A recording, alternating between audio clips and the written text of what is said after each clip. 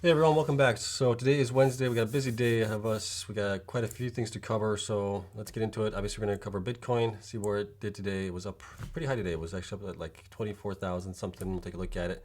We'll also take a look at the miners, see how they did. A couple of the miners did really well. Some of the miners didn't do so well. Stronghold, for whatever reason, went up 50%. So we'll take a look at that, see what's going on with that. And then we'll also take a look at Hive blockchain. They provided their fiscal year 2022 results finally after extended amount of delays. And then we'll also take a look at Tesla selling their BTC HODL. So they sold about 75%. We'll take a look at that really quick. And Samsung building 3 nanometer Bitcoin ASIC chips. We'll take a look at that as far as what is the speed difference, profitability difference, and things like that. So we'll take a look at that. And as always, not financial advice. You guys know the drill here. I'm investing in following coins and companies for full disclosure. So without further ado, let's get into Bitcoin, and then we'll get into the miners and the rest of the news that we got going on. So Bitcoin right now, let's go back to Bitcoin. It's just here. Bitcoin's at 23,348. We did peak at 24,287 today, and then we've obviously fallen down afterwards. So we are still above our 200 weekly moving average, which is this line right here, the red line, which is a good sign. We're on the 4-hour chart right now. We can see the daily chart. We did obviously have a red day today, which just ended about 15 minutes ago. And we're on the new day, so we're up a little bit now. So we do have one day where we close basically above the 200 weekly moving average, which is good. RSI has come down a little bit. Still not looking too bullish right now on the daily chart. The 4-hour chart and the 1-hour charts are looking pretty good still as far as being bullish short term at least. You can see here RSI is down to 60.21. Last time we were right around here, which we were lower in price. So obviously price appreciation, which is what we want to see. Same thing on the 1 hour. And let's take a look at Ethereum. Ethereum has come down a little bit from its high. It reached its high here on the 18th of July. It hit a high of 1,631. We tried to get above it here today with getting close to 1,621. And we've fallen since then a little bit. So we've had a little bit of a breather, but we've had a nice run down here on the RSI, which is looking good, at least on the 4-hour chart. So if we look back here, last time we were right around here, way down in price. So we're about $300 above that spot on the RSI where we are right now, which is also a good sign for the short term. So we'll just need a confirmation on the long term, and we might be good on that. And let's take a look at the miners here. So let's start with Annie. So here's Sphere 3D. They were up 0.19% today to 77 cents. There we go. And let's go to the next one. Argo was up today 12% to 47 cents. BitDigital was actually down 4.48% to $1.92. Bitfarms was up 2.8% to $1.47 today. CleanSpark was up 4.47% to $4.81. Core Scientific was up 4.12% to $2.02 today. DigiHost was up 1.55% to $1.31. DMG was up 8.17% to 27 cents. And Hive Blockchain was up 7.73% to $4.32. We'll take a look at their numbers in a little bit. Hut8 was up 5.94% to $2.14. Iris Energy was up 14.9% to $4.01, so obviously a nice jump today on their stock price. Luxfolio was pretty much flat at 11 cents. Marathon was down 3.33% today to $12.47. And Moss Infrastructure was up 21.53% to 97 cents today, so a nice run up by them as well. And Riot was up 0.57 today to $7.02. And we got Stronghold. Stronghold was up 50% today, so let's take a look at Stronghold and what's going on there right now. So they were obviously up to $3.21. Here is a chart on, we are looking at the daily chart here. So obviously a huge jump up right from the get-go in the morning in price. There's not much going on as far as press releases, anything that they've commented on. So there's really a lot of unknowns here. I did reach out on Twitter and other places to see if anybody knew what was going on. A lot of the consensus seems to be possibly a short squeeze on the stock. But looking at the short interest here, we don't have a lot of short interest. I mean, we only have, 2.1 million or so. Let's take a look at the last one was 1.9 million, almost 2 million shares being shorted right now. I'm looking to see how many shares are out. So, I mean, it's about 1% of their shares. Shares out is 48 million. right now. So we got 2 million out of that. What is that? 2% or something like that being shorted. So it's not a huge ton, but the strange thing, the volume was just insane today. The volume is showing up as 102 million shares being traded today, compared to looking back at yesterday was only 631,000. So that is 120x difference from what it was yesterday. And then the day prior was only 840. The day prior to that was 490,000 shares. Prior to that was 318,000. So we've had this really low volume on Stronghold. And for whatever reason today, it just pumped really, really hard. Not sure why. There is some rumors, and these are unconfirmed rumors, so take it with a grain of salt, that possibly Stronghold and their company that loaned them some money, I guess, is in some big trouble. But that would make me think that that stock would be actually falling down, not going up. So it's kind of counterintuitive there. So that's it for Stronghold. And let's get into our first story here, which is on Hive. So let me know what you guys think of Stronghold, obviously. Do you guys have any opinions as far as what's going on there? All right, so on to Hive. So Hive achieves record annual revenue ended March 31st, 2022 of 211 million and earnings of 79 million with a 545% growth in BTC mining hash rate. So obviously a great year over year for them. And that is exactly what we wanted to see. Obviously, they've been late providing these results. Hopefully, I keep saying this, but they keep disappointing us that, these results are going to be coming out more on time now. So here's the gist of it. So revenue was 211.2 million the fiscal year, a 212% increase from the prior year.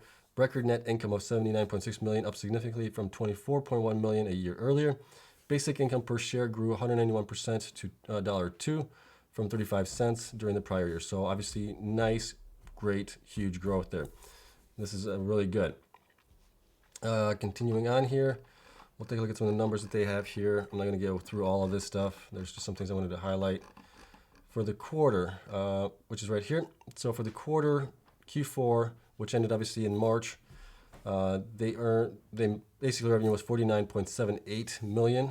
Their gross mining margin was 46%, so it's obviously down from 90%. We also know Bitcoin has fallen down quite a bit as well from that time frame. So that was interesting to see. Not much else to take a look at here. Let me see if I can pull this up on my other sheet that I have here. So let's see if this works properly, and it does. Okay, so here is their financial statement. So this is a consolidated statements of financial position, and these are expressed in US dollars unless otherwise indicated. So current assets is really good. They are at, right now, at right there, 200.2 million in current assets, which is really good. Total assets is 452 million, which we have right there. And current liabilities is only 26 million. Total liabilities is 63 million. So that's really good. So total liabilities plus what they currently have on assets as far as accounts receivables, investments, digital currencies, they have enough obviously to cover all of their total liabilities right now. So they're in good shape right now. Scrolling down here, hosting revenue. Revenue from digital mining obviously was 209 million for the year. Hosting revenue was only 1.5 million, so obviously not a lot from that. And we have a 211 million total for that.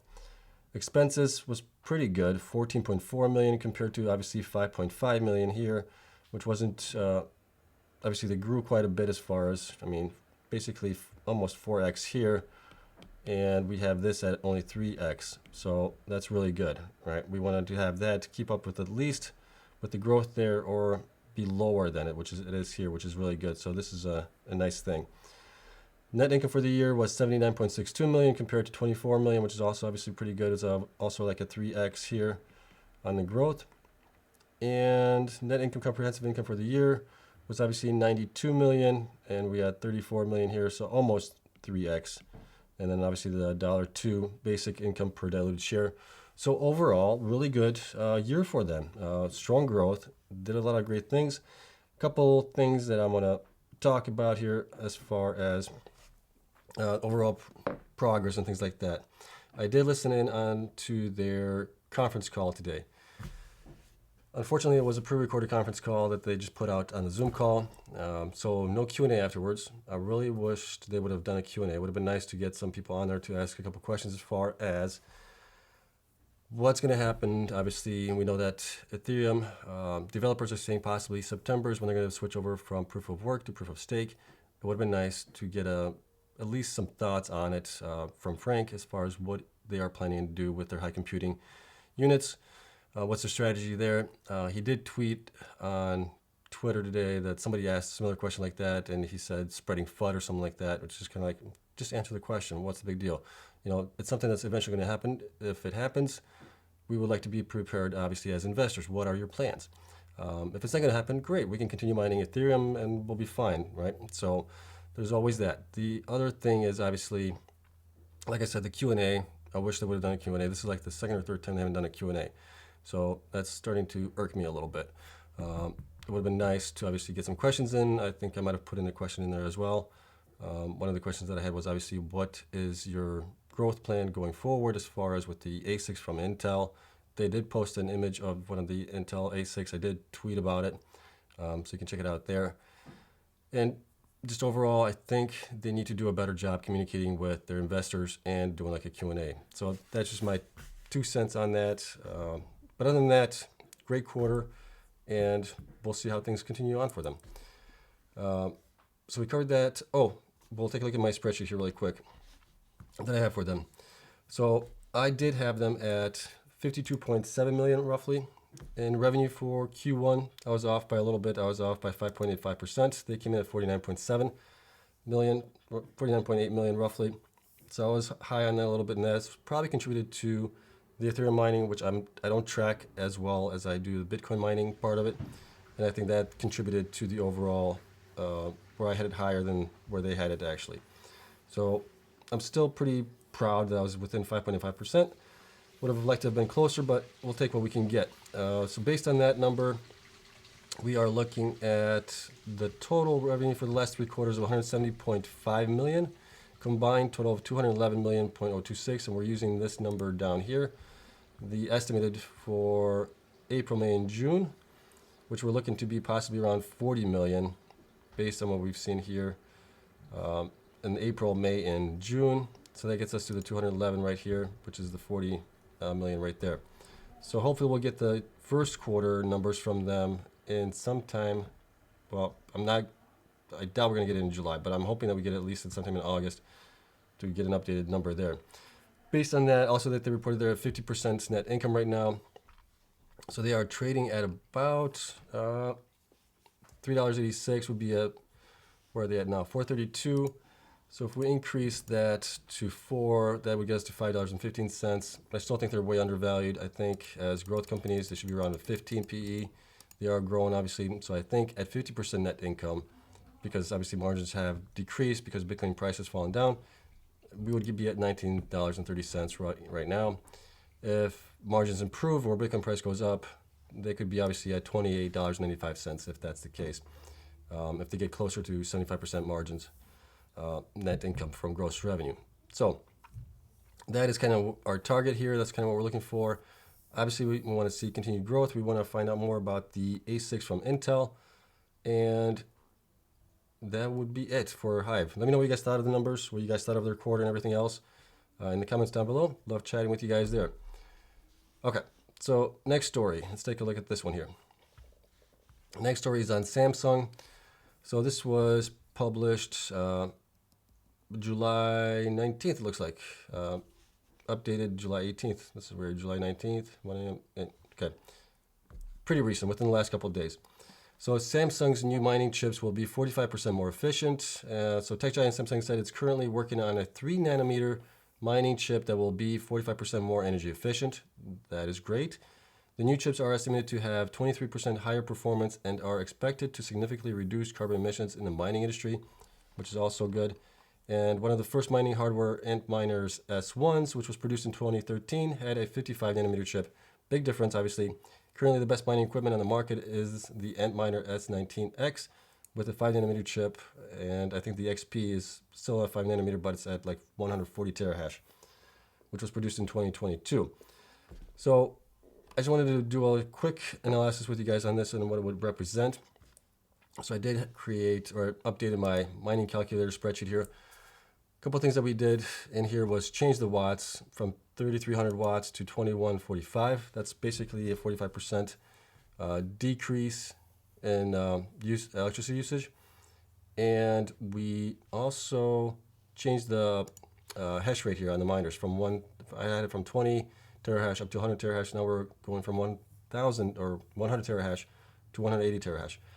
So if they're saying they're going to be about 23% more efficient, we're looking at the miners being at about 120 to 125 terahash per miner. And we can see here that you'd be making basically $11.24 on these miners. Now the comparable miners of, let's see here, Bitmain, which are the 140 terahash miners, you'd be making about $13.46. But check this out. If we change this back to the 3,300 watts, you can see how this kind of changes a little bit, where now you're making only $12.35. So not a big difference here between the two, but there is obviously a small difference between them. So that was, let's take a look here, $12.35, and here you're at $11.60. So pretty close to where the ant miner is right now on it, but you're going to be obviously using a lot less electricity. And if you overclock it, if you put in immersion cooling or something like that, you can obviously get another 20% increase on top of that. That's if they're using the 100 terahash miner to compare with. If they're using the 140 terahash miner, well, now you're looking at more like the 170 terahash range here, where you'd be making $16.59 currently with a 4-cent electricity cost. So obviously those would be pretty profitable, and it'll be interesting to see when they actually do start producing those. We know that the Intel ASICs are going to be 100, can't remember exactly off the top of my head, I think 110 and 113, somewhere around there, terahash, something like that. And they're going to be at 27 joules per terahash, I believe, if my memory serves me correct. So obviously good news. This is great. We want to see more companies getting into the space. We've obviously seen Intel getting into it now, Samsung. It would also be nice to see if TSMC gets into it as well to make these chips, whether they make them 3 nanometer. And eventually I think we'll get down to 2 nanometers, but that's down the road. That's going to be at least another 5, 6, 7 years down the road before we get to those small size nanometer chips. But nonetheless, I think that was pretty cool. So that's a good sign. Less energy usage, higher hash rate. That's a good thing. I'm all for that. All right, and then finally we got this story here. Tesla has dumped 75% of its Bitcoin holdings a year after touting long-term potential. We've known that obviously Musk has tweeted before that he's diamond handing his Bitcoin. They did sell a portion back in, when did they sell it? Q1 or Q2 of last year for 100 million, I think, just to test the liquidity of the Bitcoin network. But now they've obviously sold the rest of that portion with 75%. So people are saying that obviously Tesla paper-handed on Bitcoin, and they did sell at like $29,083, $835, somewhere around there. Tesla said its second quarter earnings statement that it has converted approximately 75% of its Bitcoin purchase into fiat currency. Also, people are saying that they had to do this in order to shore up their cash balance sheet. So the company invested $1.5 billion in early last year. We know that as well. And as of the end of Q2, we have converted approximately 75% of our Bitcoin purchases into fiat currency. Tesla said in the second quarter earnings statement on Wednesday, the company said those sales added to $936 million in cash to its total balance sheet. So they did lose about $135, $175 per Bitcoin on that. So, but however many they sold to get that amount, they were at a loss, a little loss on it. And it could have been set up either as a, an automatic sell if it reached a certain point, or like I said, people are saying that they did this to basically shore up their balance sheet. And I think it even says it in here. The reason that we sold a bunch of our Bitcoin holdings was that we were uncertain as to when the COVID lockdowns in China would alleviate.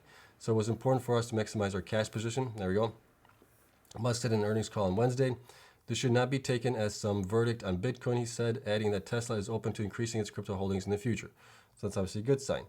However, when asked about Bitcoin's potential as an inflationary hedge on the earnings call, Musk said that Tesla's main goal is to accelerate the transition to sustainable energy and called Bitcoin a sideshow to a sideshow. Which, well, depending how you look at it, I guess it's kind of funny or not. But there you have it. So they had to do it, and others have pointed out as well that had they not sold it, they would have had basically a negative cash balance, I believe. And the other thing was obviously that the Germany plant and their Texas plant right now are just like a burning furnace for cash. Even Elon Musk said that in an interview a couple weeks ago, 2 weeks ago, or something like that, with some people on YouTube. So that's probably why. That was one of his biggest concerns there. So not surprised that they sold. If they wanted to shore up their balance sheet, that's fine. They had to do it. But we'll see, obviously, what happens going forward. So that's it. Quite a few things going on here. Obviously, it's nice to get Hive's numbers. They were great numbers. But like I said, I'd like for the management team to take a little time, do some Q&As. I'm sure investors had some questions. And what else? Samsung's new chips are obviously interesting as well. And then Tesla. So we'll see what happens there. Right now, Bitcoin, we'll see where it goes. I don't have a good feeling about it right now. I think we may have maybe fallen down, but we'll see. I'm hoping I'm wrong. I'll leave it at that. All right. Thank you guys so much for watching. If you guys enjoyed it, hit the like button, subscribe. Helps me out tremendously. Also, the spreadsheets are available to my Patreon members. And thank you to my Patreons for their continued support there as well. And I'll see you guys in the next one tomorrow. I don't know what's going to happen tomorrow. We'll cover it though. So if you guys enjoy this video, subscribe. I'll see you guys in the next one. Bye.